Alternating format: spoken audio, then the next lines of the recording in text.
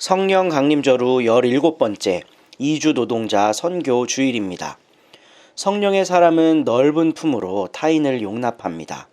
그 사람이 나와 다른 피부색, 다른 문화, 다른 종교를 가지고 다른 언어를 사용하고 있더라도 말입니다.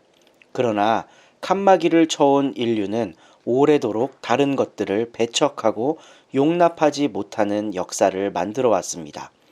오늘 예배 가운데 우리를 용납하시는 하나님을 만나기를 기대합니다.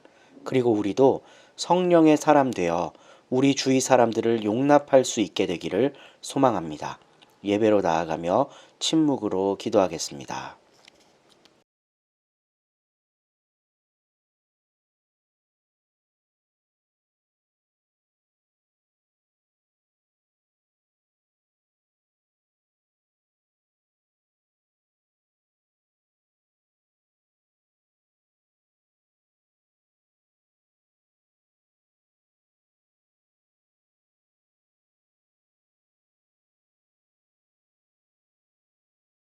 이날은 주님이 구별해 주신 날, 우리 모두 이날에 기뻐하고 즐거워하자. 아멘.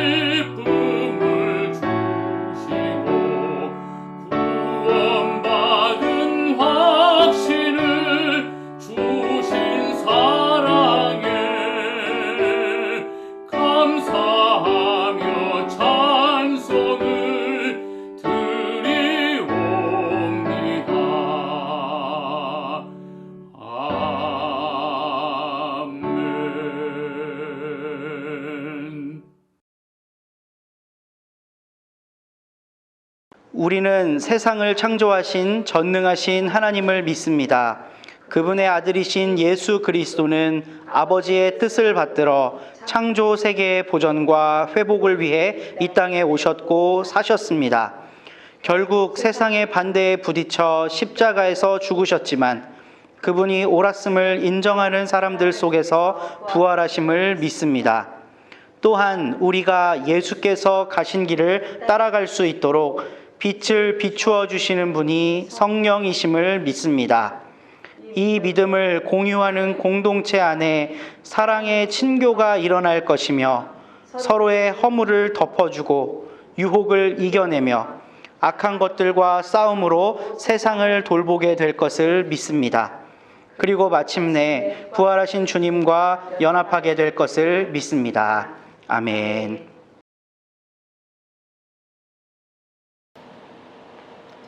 거룩하신 하나님, 저희들이 예배하기 전에 하나님과 저희들 사이를 가로막고 있는 죄악이 존재할까 두렵습니다.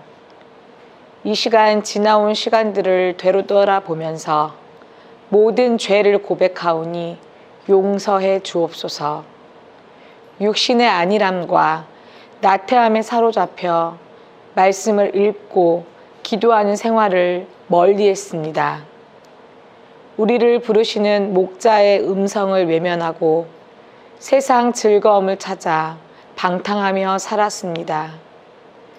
내 이웃의 어려움과 탄식 앞에 함께 아파하기보다는 외면했습니다. 여러 가지 핑계를 대며 주님께서 맡겨주신 사명에 작은 짐 하나라도 지려 하지 않았습니다.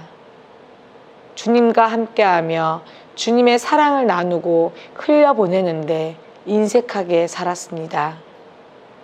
하나님과 저희들 사이를 가로막고 있는 이 모든 안일한 행동과 강팍한 마음을 제거해 주옵소서. 예수님의 이름으로 고백기도 드립니다. 아멘. 이것이 너의 입술에 닿았으니 너의 악은 사라지고 너의 죄는 사해졌다. 아멘. 오늘 나눌 하나님 말씀은 신약성경 히브리서 7장 23절부터 28절입니다. 또한 레위 계통의 제사장들은 죽음 때문에 그 직무를 계속할 수 없어서 그 수가 많아졌습니다. 그러나 예수는 영원히 계시는 분이므로 제사장직을 영구히 간직하십니다. 따라서 그는 자기를 통하여 하나님께 나아오는 사람들을 완전하게 구원하실 수 있습니다. 그는 늘 살아계셔서 그들을 위하여 중재의 간구를 하십니다. 예수는 이러한 제사장으로 우리에게 적격이십니다. 그는 거룩하시고 순진하시고 순결하시고 죄인들과 구별되시고 하늘보다 높이 되신 분입니다. 그는 다른 대제사장들처럼 날마다 먼저 자기 죄를 위하여 희생제물을 드리고 그 다음에 백성을 위하여 희생제물을 드릴 필요가 없습니다. 그는 자기 자신을 바치셔서 단 한 번에 이 일을 이루셨기 때문입니다. 사람들에게 약점이 있어도 율법은 어쩔 수 없이 그들을 대제사장으로 세우지만 율법이 생긴 이후에 하나님께서 맹세하신 말씀은 영원히 완전하게 되신 아들을 대제사장으로 세웠습니다. 아멘. 2016년 국내에 체류 중인 외국인 수가 200만 명을 넘었습니다. 2007년에 100만 명을 막 넘기 시작했거든요. 그러니까 9년 만에 2배가 늘어난 겁니다. 외국인 등록을 관장하는 법무부는 2030년에는 300만 명이 넘어갈 것으로 예상하고 있는데 이것은 전 국민의 약 6%에 해당하는 수입니다. 바야흐로 우리 사회가 다문화 사회가 되어가고 있습니다. 특히 인구가 적은 농어촌 지역에서는 이주 여성과 이주 노동자들이 증가함에 따라서 그 마을 문화 생태계 자체가 변하고 있는 그런 상황입니다. 대학원에 다닐 때 여러 목사님들과 함께 수업을 들었습니다. 저는 20대 후반이었고 대부분 부목사 사역 중인 30대 중반, 40대 초중반 이런 목사님들이 같이 수업을 많이 들었습니다. 더러 50대 이상의 담임 목사님들도 있었지만 많지는 않았습니다. 다문화에 대한 수업 시간이었는데 그때가 2009년이니 이제 막 100만 명을 돌파할 무렵이었습니다. 사회 안팎에서 다문화에 대한 이야기가 많이 나오고 있었고 특히 매체에서 TV 프로그램에서 다문화 관련 컨텐츠들을 많이 다루기 시작했습니다. 30대 후반의 한 목사님이 그 수업을 담당하는 교수님과 시작부터 끝까지 계속해서 언쟁을 벌였습니다. 왜냐하면 다문화의 위험이라고 하는 말 때문이었습니다. 교수는 다문화에 무슨 위협이 있느냐, 이건 그냥 현상이다 라고 이야기를 했고 목사는 아무리 선교적 차원에서 다문화 시대를 다루어야 하지만 다문화라고 하는 거에는 함정과 위험성도 있다는 것을 분명히 알아야 된다, 그렇게 인식해야 된다 라고 계속해서 맞받아쳤습니다. 20대에 꾸밈이 없었던 저의 지성으로 들어보아도 목사가 우기고 있는 것이 분명했습니다. 어떤 위험성이 있느냐에 대한 실체는 이야기하지 않아요. 계속해서 문제가 있다라고만 이야기를 하고 있어요. 다문화는 위험하다. 다문화에는 어떤 음모가 있다. 다문화에는 문제가 있다. 물론 선교적 컨텍스트기는 하지만 어떤 위험성이 있다는 것을 계속해서 주장을 했습니다. 저도 이제 30대 후반이 되다 보니 그때 그 목사님이 했던 위험이라는 말이 뭔지 조금 대략 알게 되었습니다. 보통의 교회들에서 흔히 인식하고 있는 것들입니다. 10중 8구, 아니 10중 90, 이슬람에 대한 이야기입니다. 이슬람은 모두 기독교인을 혐오하고 기독교를 이 땅에서 뿌리 뽑는 것이 그들의 사명이라고 생각하는 이 사고방식 때문에 다문화에는 위험이 있다라고 이야기를 하는 거예요. 근데 솔직히 말해서요, 목사들이 이슬람에 대해 잘 아느냐? 그렇지 못해요. 수니파, 시아파 구분도 제대로 안 되고, 지금 이슬람의 역사가 어떤지, 초대 마호메트로부터 지금까지 그냥 쭉 이어져 왔다기보단 여러 갈래로 나뉘었다가 다시 합쳐지고 새로운 지도자를 뽑고 했던 이런 일련의 과정들에 대해 제대로 인식하고 있는 목회자가 극히 드뭅니다. 그러니까 그냥 뭉뚱그려서 이슬람은 기독교를 싫어하고 기독교를 뿌리채 흔들려고 하고, 아니 기독교를 이 세상에서 없애려고 하는 종교다, 이런 막연한 이해를 가지고 이제 다문화가 되면요, 뭐 이태원이나 이런 데 가보면 히잡 쓰고 다니는 사람들 많거든요. 그러니까 복식부터 이슬람이랑 우리랑 차이가 많이 나잖아요. 음식 문화도 그렇고 여러 가지 차이가 많이 나는데 이런 문화가 자연스럽게 늘어나게 되겠죠. 그러면 기독교가 그냥 막연하게 두려워하고 긴장하는 겁니다. 대부분의 무슬림은 자살 테러의 가능성이 있으며 그들은 죽고 난 뒤 천국에서 70명의 미녀를 보상받을 거다라는 헛된 믿음에 사로잡혀 있다라고 조롱하기까지 합니다. 그러면서 이게 잣대가 참 이중적인데요. 유대인들이 텔아비브에 자기들의 나라를 다시 건국하면서 흘렸던 수많은 피들, 기독교 정신으로 세워진 미국에서 노예 해방 문제로 남북이 나뉘어 싸우고 전쟁했던 그 사실 등에는 그렇게 엄격한 잣대를 들이대질 않아요. 그건 위험하다, 무서운 문화다, 이렇게 생각하지 않는다는 거예요. 기독교를 국가의 이념으로 삼고 있는 서구 유럽이 지난 20세기 초까지 자행했던 무수한 아시아를 향한 폭력, 중동을 향한 폭력, 아프리카 대륙을 향한 그 엄청난 폭력이라는 말을 싹 빼고요, 어떻게 우아하게 포장하냐면요, 선교의 촛대 이동이라고 이야기를 합니다.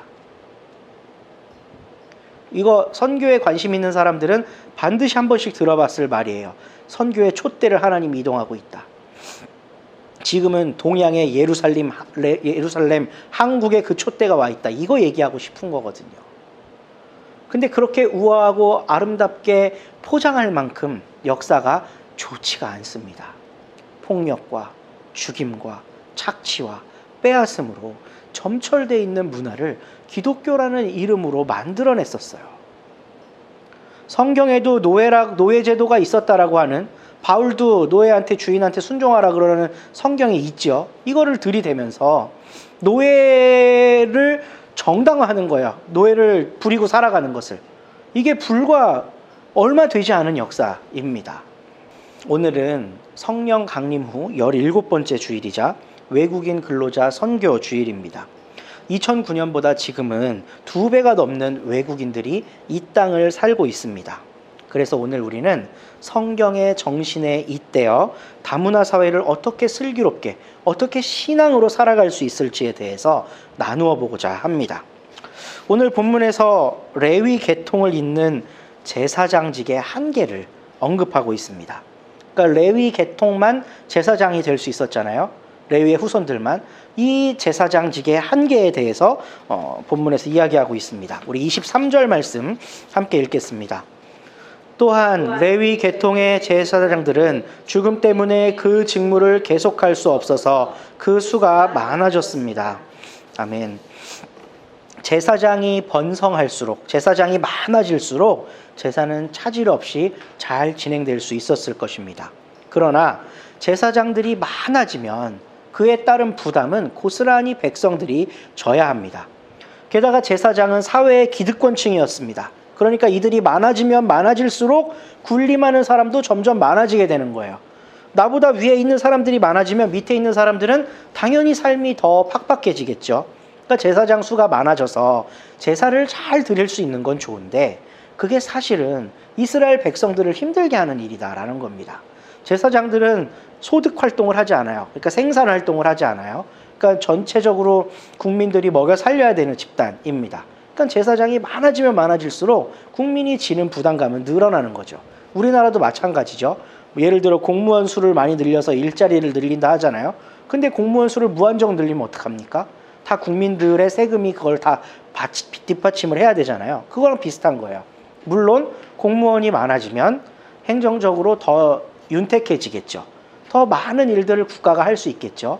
그런데 동시에 그에 따른 부담감은 다 국민들이 지게 되는 이것과 똑같은 논리인 것입니다. 나아가서 히브리서 기자는 이 제사장들의 한계를 더욱 깊이 있게 생각하고 고발하는데 제사장은 성결한 존재가 아니에요.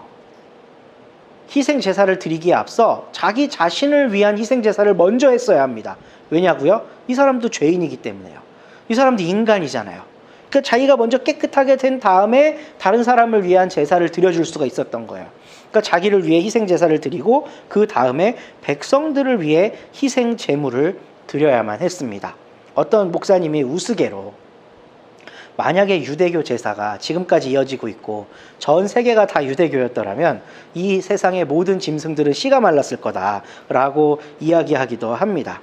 인간 하나의 죄값을 치르기 위해 계속해서 짐승들이 희생당해야만 하는 이 구조, 이거 한번 잘 생각해 보십시오. 한 사람의 죄를 위해서 짐승들이 계속 죽어나가야 돼요. 그렇죠? 이 구조를 한번 생각해 보시고 오늘날에 대입해서 우리 사회를 성찰해 봅니다. 하나를 위해 99가 희생하는 사회, 소수의 기득권자들을 위해 다수가 짜먹혀야 하는 그런 사회, 오늘날의 그런 사회를 우리가 함께 성찰해 봅니다. 2019년 제10회 아시아 미래 포럼에서 영국 버밍엄대 사회정책학 교수 로버트 페이지가 영국에서 이루어지고 있는 불평등을 이야기하면서 사회적 불평등이란 이런 거다라고 강연을 했습니다. 그리고 이어서 토론이 이어졌는데요. 그 우리나라 사람들이 이제 모여서 같이 정책을 연구하고 토론하는 자리였던 거죠. 우리 사회가 20대 80 사회였다는 거예요. 20%의 부자, 80%의 가난한 사람들이 있는 사회였다는 겁니다. 근데 2019년 현재에는, 그때 당시에는 1대 99의 사회가 되었다는, 그러니까 영국의 불평등을 우리 사회에 그대로 대입해보니 우리 사회에도 똑같이 맞아떨어지고 1대 99의 사회가 되었다는 그런 토론이 벌어졌습니다. 지금은 좀 더 단계가 올라갔는데요. 2019년도에는 우리나라가 세계에서 11번째로 잘 사는 나라였어요. 근데 11번째로 경제적으로 강력한 대한민국이 행복지수는 세계 54위랍니다. OECD 가입국가 중에 꼴찌예요. 자살률 1위. 이게 도대체 무슨 일일까? 잘 사는데 불평등하기 때문에 행복지수가 낮다는 겁니다. 보릿고개 적을 추억으로 가지고 계신 분들은 아이고 너희들 요즘에 좋은 세상 사는 거야 라고 이야기하잖아요. 근데 학자들의 분석은 그때는 20대 80의 사회였다는 거예요. 그래서 80이 열심히 노력하면 20 안으로 진입할 수 있는 사회적 여건이 되었다는 겁니다. 근데 1대 99 사회에서는요, 99가 그 어떤 노력을 해도 1로 갈 수가 없어요. 이게 양극화의 폐단이고 극단적인 불평등 사회가 되었다는 거거든요, 우리 사회가. 그러니까 우리 사회를 학자들은 1대 99로 진단을 하고 있다는 것입니다. 1대 99 사회에서는 경제적 불평등, 정치적 불평등, 사회적 불평등, 문화적 불평등, 성불평등은 말할 것도 없고요. 이런 것들이 극단적으로 발생합니다. 빈익빈 부익부가 더욱 가속화되고 소수자들의 의견이라는 건 이 정치적 역학관계 속에서 철저히 말살되고 소수가 다수를 정치적으로 견인해 나가고 이에 따라 문화 계급이 발생하는데 계급사회는 언제나 피라미드 형태를 그려요. 물론 항아리 형태를 그릴 수도 있죠. 문제는 뭐냐면요. 꼭대기는 항상 소수라는 겁니다. 피라미드가 어떤 모양이든지 간에 결국은 꼭대기는 아주 극소수예요. 최정상의 소수의 기득권자들이 군림하는 구조가 바로 우리 사회 구조라는 것입니다. 그런데 오늘 우리가 함께 읽은 성경 본문 말씀에서는 레위 제사장들, 그 소수의 기득권자들, 사회의 1%지만 모든 것을 누리고 있던 그 사람들, 그 제사장들과 대비되는 참 제사장을 소개하고 있으니 다름 아닌 예수 그리스도이십니다. 우리 24절, 25절 말씀 함께 읽겠습니다. 그러나 예수는 영원히 계시는 분이므로 제사장직을 영구히 간직하십니다. 따라서 그는 자기를 통하여 하나님께 나아오는 사람들을 완전하게 구원하실 수 있습니다. 그는 늘 살아계셔서 그들을 위하여 중재의 간구를 하십니다. 아멘. 그리고 27절 후반에는 이런 내용이 나오는데요. 그 다음에 백성들을 위하여 희생 제물을 드릴 필요가 없습니다. 이제 예수가 제사장이면요. 그는 자기 자신을 바치셔서 단 한 번에 이 모든 희생의 제사를 다 이루셨기 때문입니다. 예수님은 모든 백성을 위해 오셨습니다. 제사장들은요, 제물을 가지고 자기에게 나아오는 사람들만 백성으로 인정을 해요. 그리고 그들을 위해서만 속죄의 제사를 드릴 수가 있었어요. 그런데 예수는 자기 자신을 단번에 바치심으로 모든 제사를 완결하셨습니다. 99, 아니 100의 제사를 완성하신 거예요. 하나가 99를 위해 희생함으로써 모든 사람을 위한 구원을 이루셨다는 이야기입니다. 여기에서 예수님을 믿고 따르고 주와 그리스도로 고백하는 사람들이 가져야 할 삶의 자세를 발견할 수 있는데, 1의 기득권을 위해 종교는 봉사해서는 안 되고 99의 행복과 구원을 위해 살아야 한다는 것입니다. 예수를 따르는 그리스도인들은, 예수를 믿는 그리스도인들은 1에 집착하지 말고요. 그 1이 되고자 그 1의 기득권을 위해 삶을 헌신하고 봉사하지 말고 99의 행복과 그들의 구원을 위해서 살아야 한다. 이걸 우리는 예수님의 단번에 드리신 희생 제사를 통해 성찰해 볼 수가 있습니다. 수많은 희생의 제물들을 그 수많은 제사장들에게 가지고 와서 엄청나게 많이 드려지는 그 희생의 제사 속에서 구원받는 사람이 도대체 얼마나 되냐는 겁니다. 예물이 없는 사람들은 예수님의 나심을 최초로 경배했지만 사회적으로, 그 당시 유대 종교 사회적으로는 죄인으로 치부되어 있던 목동들, 그들은 희생의 제사를 드리러 갈 시간이 없어요. 맨날 목초지를 찾아다니는 그런 유랑 생활을 하는데 어떻게 때마다 희생 제사를 드리러 가겠습니까? 자기들 조상 다윗이나 아브라함의 원래 본 직업이 목동이었음에도 불구하고 1세기 팔레스타인에서 목동은 그냥 죄인이었던 거예요. 예배도 못 드리는, 제사도 못 드리는 불결한 존재들이었다는 겁니다. 그런데 누가는 그런 존재들이 예수님을 처음으로 경배한 사람으로 보도하고 있어요. 예수님은 그런 사람들을 위해 오셨다는 겁니다. 소수의 할 수 있는 사람들이 아니라 다수의 할 수 없는 사람들을 위해 오셨다는 거예요. 오늘날 교회는 이러한 제사장으로서의 예수님, 모든 사람을 위해 자기를 단번에 드리신 그 제사장으로서의 예수님을 온당히 믿고 받아들이고 있습니까? 지난 한 주간 동안 이 기사 때문에 방송이 떠들썩했습니다. 대권 후보를 향해 대형교회 목사들, 원로급 되는 목사들이 우르르 몰려가서 축복 기도를 하고 있는 사진이 화제가 돼서 SNS를 아주 뜨겁게 달궜어요. 그 목사들에게 축복 기도를 받은 사람은요, 전 검찰총장인데 재밌는 건 이 사람은 불교인이에요. 이슬람에 대해서는 그렇게 거친 목소리를 내는 이 사람들이, 종교 간 대화에 대해서는 열을 내는 사람들이, 에큐메니컬, 교회의 일치와 연합, 이건 사탄이다 라고 이야기하는 이 사람들이 불교인한테는 어떻게 그렇게 손을 척척 뻗고 축복 기도를 하냐는 거죠. 조금의 망설임도 없이 타 종교인과 소통했습니다. 손을 얹고 축복 기도라는 것을 집단적으로 행했어요. 저는 이게 기독교가 철저하게 기득권에 선 모습이라고 봅니다. 99는 안중에도 없어요. 99를 버리고 1에 붙어 있는 모습이라고 할 수가 있습니다. 그렇게 교회 지도자들의 얼이 엉뚱한 데 빠져 있는 동안에, 그러니까 1에 들러붙어 있는 동안에 이 땅의 99는 피를 토하고 있습니다. 99가 누구입니까? 신약 성경의 언어로 하면 가난한 자들입니다. 그리고 구약 성경은 3대 약자에 대해 이야기하고 있는데 고아, 과부, 나그네입니다. 특히 오늘은 외국인 노동자 선교주의를 맞아서 이 땅에서 소외당하는 나그네들에 대해 한번 같이 생각을 나누어 봤으면 좋겠습니다. 그리고 우리는 무엇을 할 수 있는지 기도하며 결단하는 일이 오늘 예배 가운데 있었으면 좋겠습니다.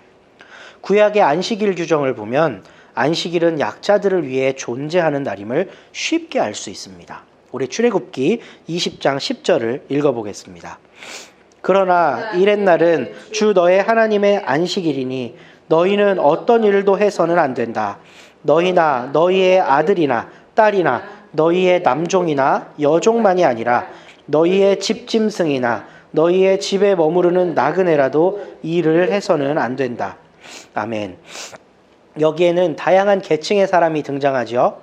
이 계층들은요, 힘 있는 순서대로 배열되어 있습니다.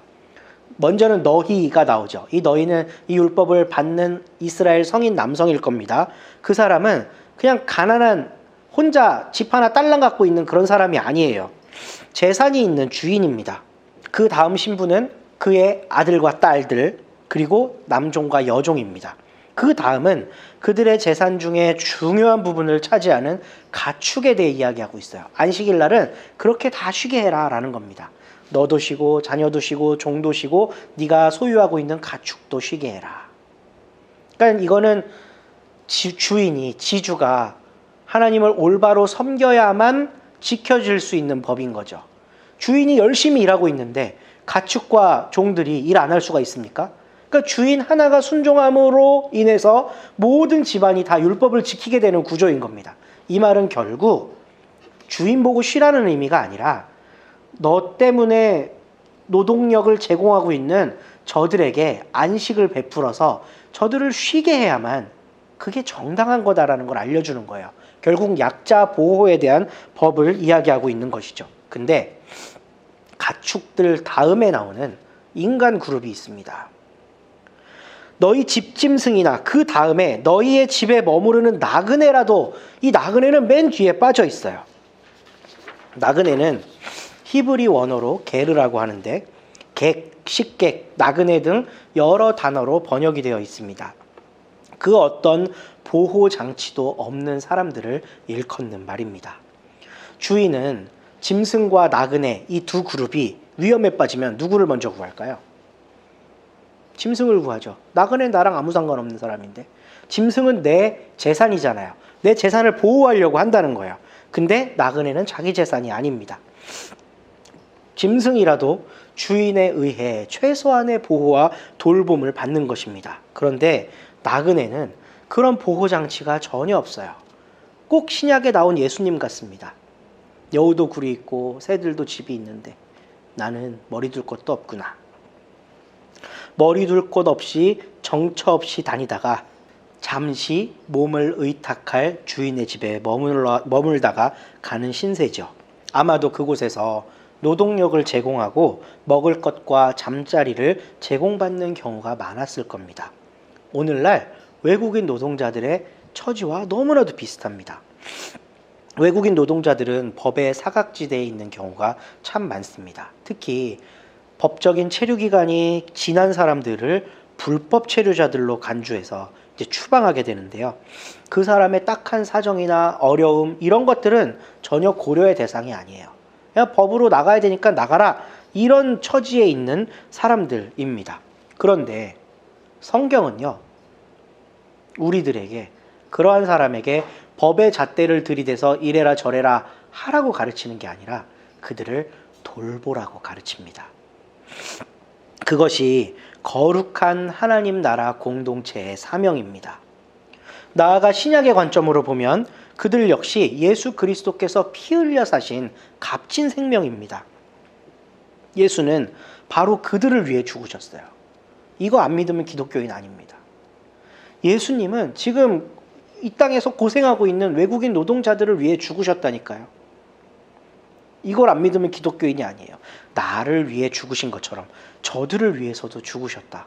예수님은 온 인류의 구원자다. 이게 우리의 신앙 고백 아닙니까? 저들을 위해서 죽으셨어요.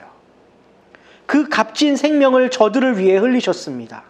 이 신앙 고백이 우리에게 있다면 어떻게 그들을 함부로 대하고 이 땅에서 나가라, 조선족들을 향한 혐오 발언들, 이슬람 이주인들을 향한 교회의 과도한 반응들, 이런 것들을 어떻게 할 수 있냐는 겁니다. 우리가 이 땅에 거류하는 나그네들을 박대하는 것은요, 예수님의 희생을 먹칠하는 겁니다. 일에 붙어 있는 자들, 일이 되고자 하는 자들, 일에 온갖 관심과 집중이 쏠려 있는 사람들은 이런 것을 돌보지 못합니다. 일이 되어 누릴 수 있는 것에 눈이 멀어 있고 일로서 할 수 있는 일이 훨씬 더 많다고. 그래서 많은 목회자들이요, 고지론을 가르쳐요. 네가 일이 돼서 더 많은 것을 베풀어라, 이렇게 가르칩니다. 근데 인간의 탐심이란 일이 돼서 많은 걸 베푸는 데 가지 않아요. 일이 되고자 하는 그 욕심에 가 있죠. 그리고 일이 돼서 적선하듯이 베푸는 그런 호의들이 예수님 방식이냐, 이겁니다. 그렇지가 않습니다. 진정한 일이신 예수께서는 스스로 희생당하심으로 구원을 이루셨습니다. 일의 위치에 있는 교회와 지도자들이 선택해야 할 마땅한 길 역시 바로 예수의 길입니다. 오늘 함께 예배드리는 우리들에게 99를 향한 사랑이 피어날 수 있기를 바랍니다. 특별히 외국인 노동자 선교주의를 맞아서요, 그러니까 어떻게 하면 저들을 예수 믿게 해갖고 교회 안으로 불러들일까? 이게 선교가 아니거든요. 진짜 선교는요, 예수께서 당신들을 위해 죽으셨습니다 라고 하는 이 감격, 이 복음을 그들에게 알리는 거예요. 그걸 알리려면 우리가 뭐가 먼저 돼야 되죠? 그들이 정말 그런 존재라는 걸 동의해야 돼요. 바꿔야 할 존재, 이슬람이라고 하는 무서운 그런 종교를 등에 업고 있는 폭탄과 같은 존재, 우리 남한의 자원을 빨아먹는, 등쳐먹는 그런 존재로서, 조선족, 우리 조선 동포들이 그런 취급들을 많이 당하는데요, 이런 마음가짐으로 선교를 할 수가 없다는 것입니다. 예수께서 이들을 위해 죽으셨다. 예수의 그 값진 피는 나를 위해서도 흘렸지만 저들을 위해서도 흘리셨다. 그 값진 피로 사신 생명, 우리가 잘 돌보아야지. 이 마음이 우리 안에 있다면 외국인 노동자들을 위한 선교가 빛이 나게 될 줄로 믿습니다. 그리고 우리 안에 예수님의 그 마음, 99를 위해 자기 자신을 버리신 그 마음이 조금씩 자라나게 될 것입니다. 그럴 때 우리 교회가요, 이 땅의 빛과 소금의 역할을 감당할 수가 있어요. 그렇지 못하면요, 빛과 소금의 역할이 되라고 사회가 우리더러 손가락질을 합니다. 지금 딱 그런 위치에 있거든요, 지금 우리가. 그러니까 우리 오늘 외국인 노동자 선교주의를 맞아서요, 함께 예배드리는 우리들에게 99를 향한 사랑의 마음이 샘솟게 되기를 함께 기도하겠습니다. 이 말씀 따라 사는 동안 찬양하겠습니다. 이 말씀 따라 사는 동안 지치지 않게 하시고, 이 말씀 따라 사는 동안 주님 나라 이루소서. 이 말씀 따라 사는 동안 지치지 않게 하시고, 이 말씀 따라 사는 동안 주님 나라 이루소서. 하나님, 99를 위해 희생하신 예수 그리스도의 삶과 정신이 우리의 신앙이 되도록 인도해 주시옵소서. 기독교가 이를 위해 봉사하는 기득권 종교가 아니라 모든 인류를 위해 단번에 자신을 들이신 예수를 본받는 섬김의 종교가 되게 하여 주시옵소서. 그 일을 위해 우리가 먼저 정신을 바로 세우겠습니다. 우리 삶에서 작은 자들을 배려하며 살아가겠습니다. 우리의 의지와 결단을 도우실 주님을 기대하고 신뢰하며 예수님의 이름으로 기도합니다. 아멘.